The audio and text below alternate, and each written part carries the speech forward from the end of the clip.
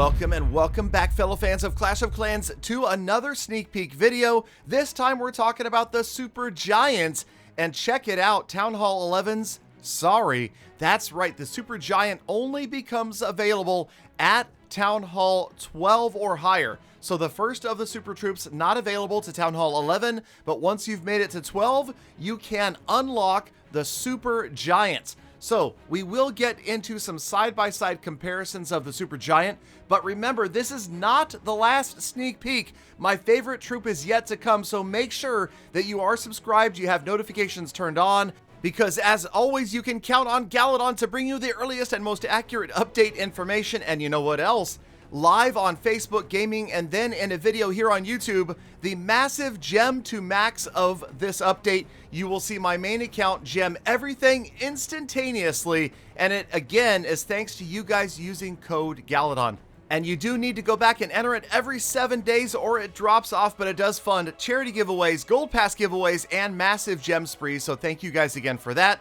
Let's get into the testing of the Super Giant. Now this again is this same base that you keep seeing in the tutorial or the test version. So before you buy, you can try if you want to see the functionality. This is the way to do it. It is kind of a weird base, but it does give you a lot of different individual situations to test these guys out. It also is kind of a fun challenge to see if we could 3-star.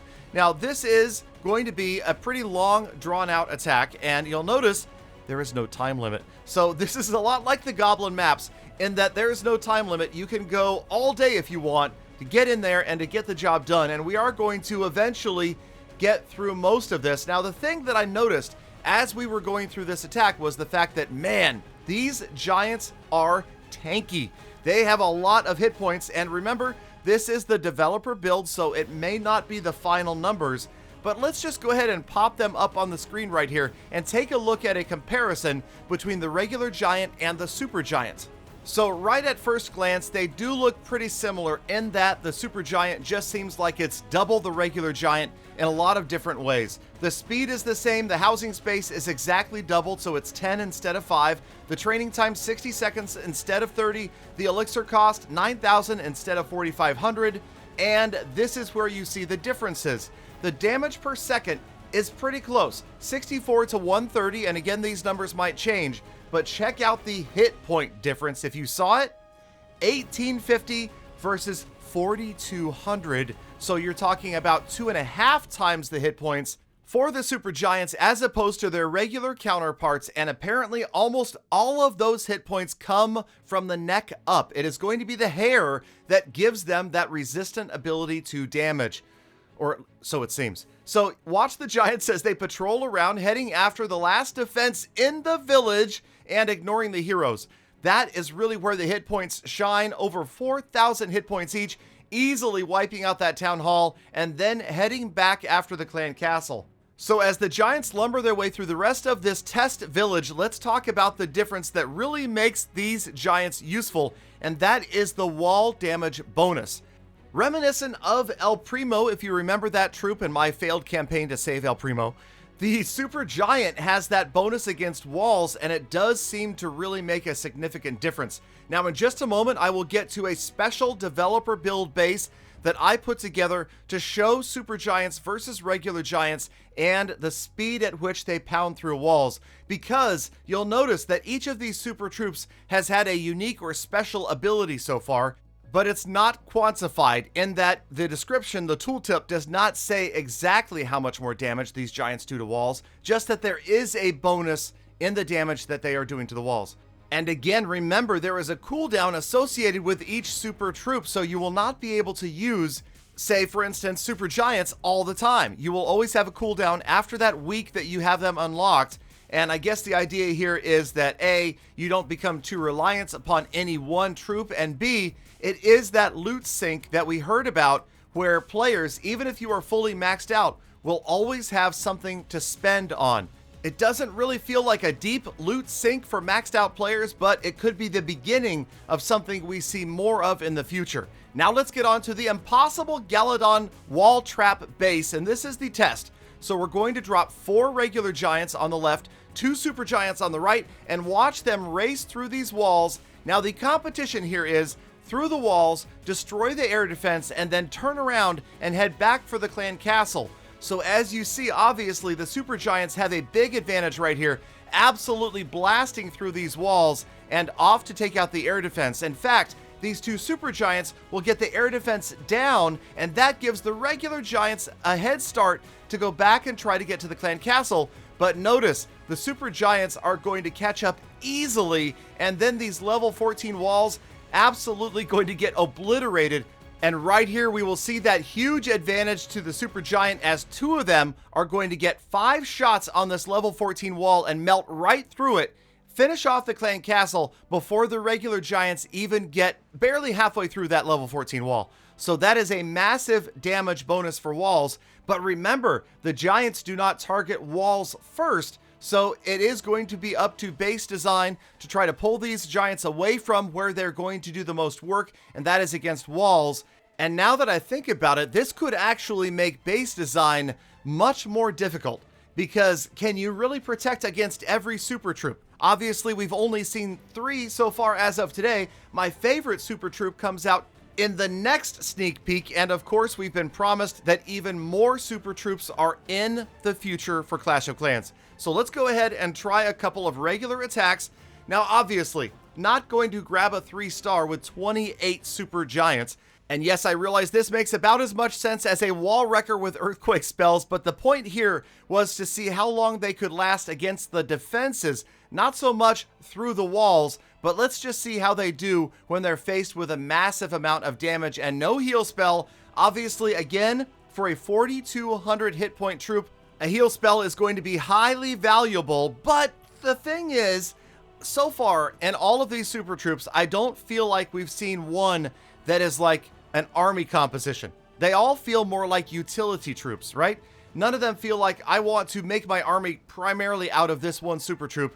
More like I want to use it to augment whatever other attack I'm trying. And I feel like that's probably going to be the difference between a super troop and, say, a new troop. I know a lot of players wanted to see new troops, completely unique troops that we've never seen before in the game, and no doubt there will be others in the future. But for now, we have super troops, and I feel like what they will do is augment existing attacks, perhaps make entries and funneling stronger or a little bit easier, and that kind of, to be honest, feels like the general trend in the game, to make the most difficult part of the game a little bit easier. And that really is, when you're trying to execute a 3-star, you need accurate and effective funneling. Here is another troop that is going to make sure that those units get in through the walls and off to their target.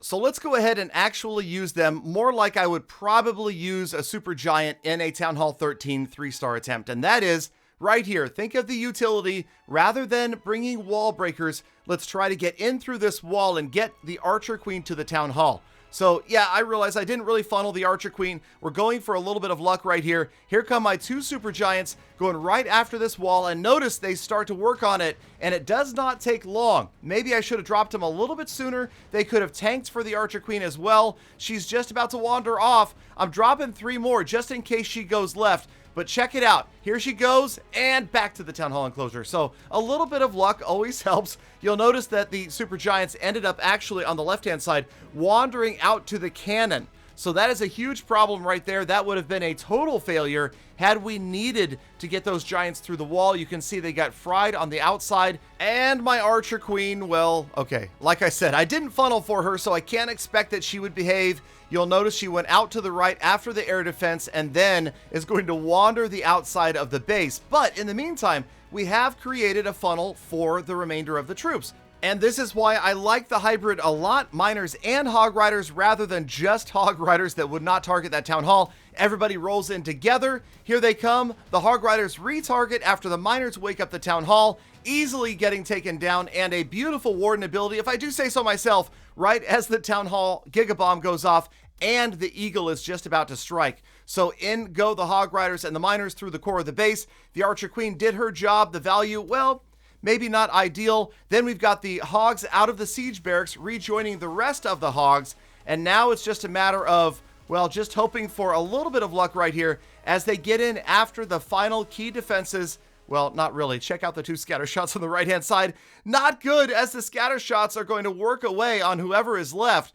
But watch my Royal Champion. Man, I still feel like she is so strong, so powerful, so valuable. She clears out just about every other defense in the entire base and then turns in after the scatter shot. And yes, she actually does just about get this scatter shot down. Now it is up to the miners to get the job done.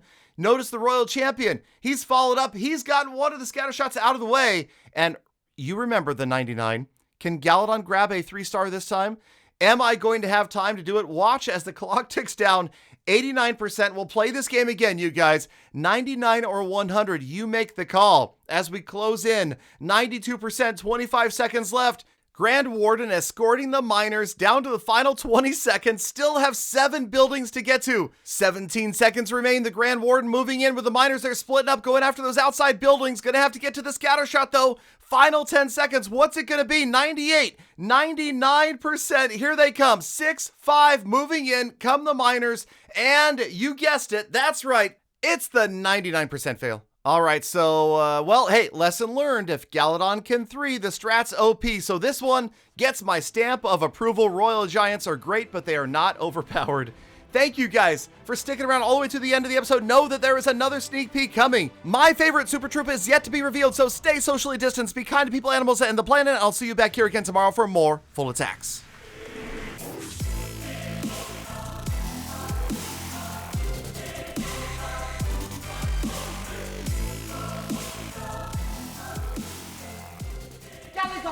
Galadon, is this far enough? Just a little bit more, Peter. Just a couple more steps.